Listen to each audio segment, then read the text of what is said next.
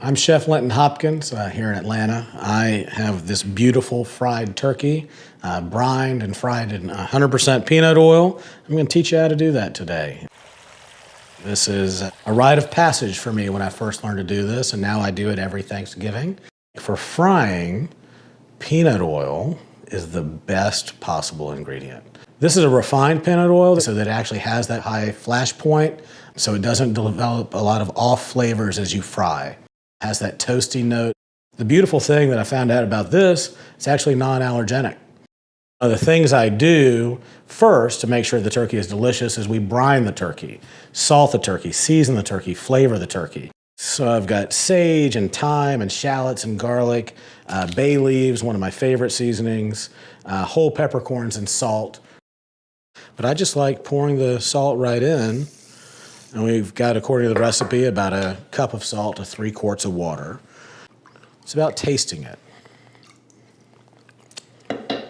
You want a good salty water. This is the same way I think about even cooking shrimp. Does it sort of taste a little less salty than seawater?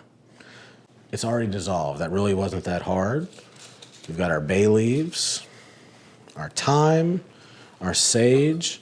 We're going to cut the garlic in half across the dimension here. Be very mindful when cutting something like this. This is true with everything.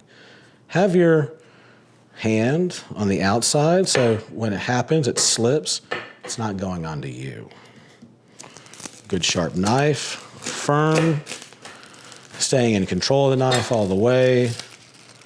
Nice, you see it's great garlic. It's not a lot of shot with green, which would add bitterness. Put this in. Then we have our peppercorns. Right in like that. Stir this. Again, you can cook it just to open up some of the aromatics a little more. Absolutely not necessary. So, I mean, that's it. I didn't really have to work it that hard. It is about a ratio more than a recipe. And I taste it. You know, it should taste seasoned, and that's when you have a good brine. It really shouldn't taste overly salty or undersalted. Think about how you evaluate the flavor you like, and then brine to your taste. The most important thing about cooking is not trying to cook for other people by figuring out how they like to taste something. Trust your own taste. If you trust your own taste, the brine tastes good to you, it tastes seasoned, that's the way. And the idea is submerging the bird. Around a 15-pound bird is, I think, the ideal turkey size. So if you have more people, just do 2 birds. A 5-gallon bucket holds a 12 to 15-pound turkey just perfectly. We've poured the brine over.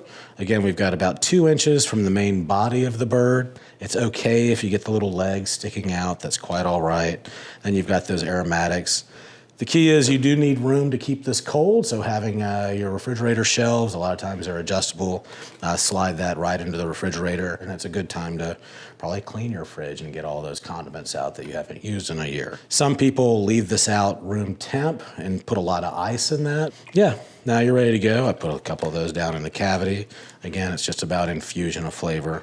Let it sit. We can brine it for 12 hours, we can brine it for 18 hours, we can brine it for 24 hours. All good. All right, so 18 hours. We have our turkey. It's been brined. Now it's about getting it ready to fry in our beautiful peanut oil fryer. Let's get your paper towels.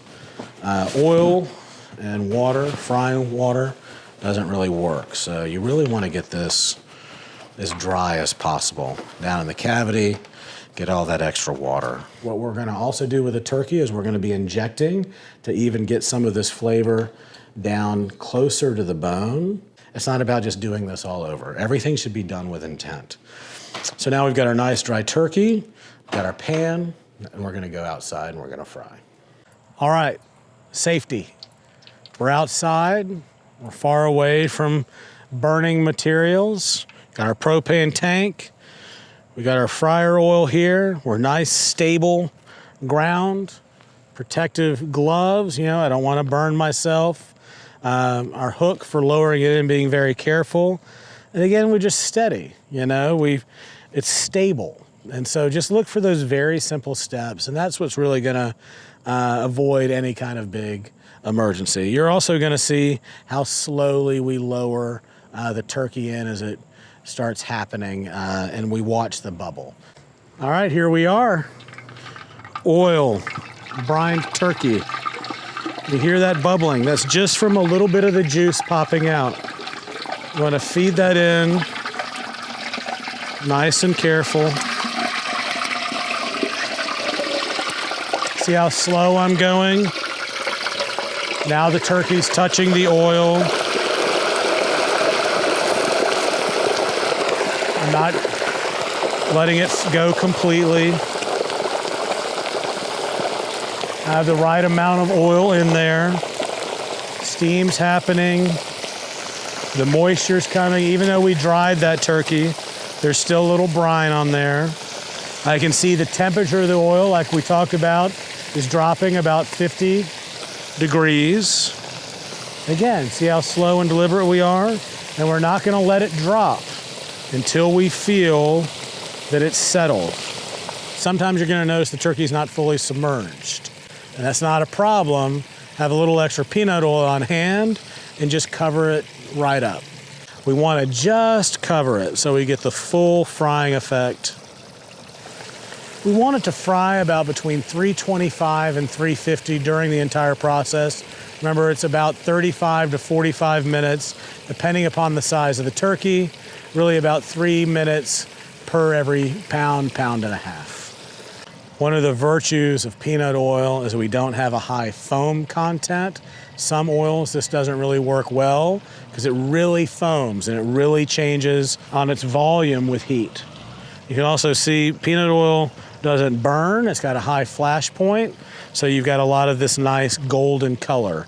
Again, the oil becomes this nice golden brown just like the turkey, and that's part of the great coloration.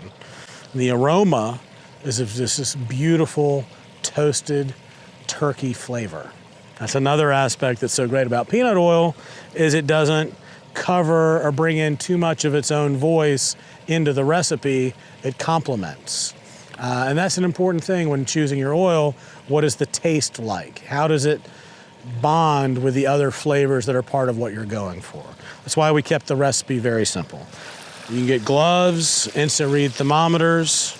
Again, I'm checking the temperature. I want to get to above 155, right in the deepest part of the breast. Now it's about slowly pulling the turkey out. Again, it's very useful to have these sort of heat-resistant gloves. Have your buddy next to your side to help you with this tray. We're going to let it sit there. We want to drain the oil, then carefully lift. Now we're going to take it inside. We're going to rest it, as I said, about minimum 15 minutes. Let all those juices go back to where they belong, and then we're ready to slice. Important, this is the time to turn this off. Let the peanut oil get room temperature, get cold. What can you do with this oil? You don't just pour it into the grass or down the drain. You can recycle it, and there's recycling pickup that you can find out in any jurisdiction you have. In the restaurant business, of course, we would reuse this again and again. I'd probably get, and I would strain it, so I'd probably get about 2 weeks of life out of it frying every single day. In fact, I find that peanut oil, one of its virtues is it gets better each time you fry with it. So the batch that's got a week of frying in it is really, to me, the ideal batch. It's just right. I'll take a little and chill it, and I'll use that for making a roasted turkey vinaigrette, with apple cider vinegar that then becomes a dressing for a salad with frisée and onions. So again, it's quite versatile. We're just going to let it cool. If you have a refrigerator at home and you want to keep it for next season, you can just refrigerate it, strain it, refrigerate it into a nice clean jar. It'll keep for a year. Good cooking means no waste, so find a good home for this. It's not just trash. I just want to show you how juicy this turkey really is. Thank you for joining me today. I'm Linton Hopkins. I hope you really enjoy the recipe. Get out there and start frying. It's going to be something you really enjoy.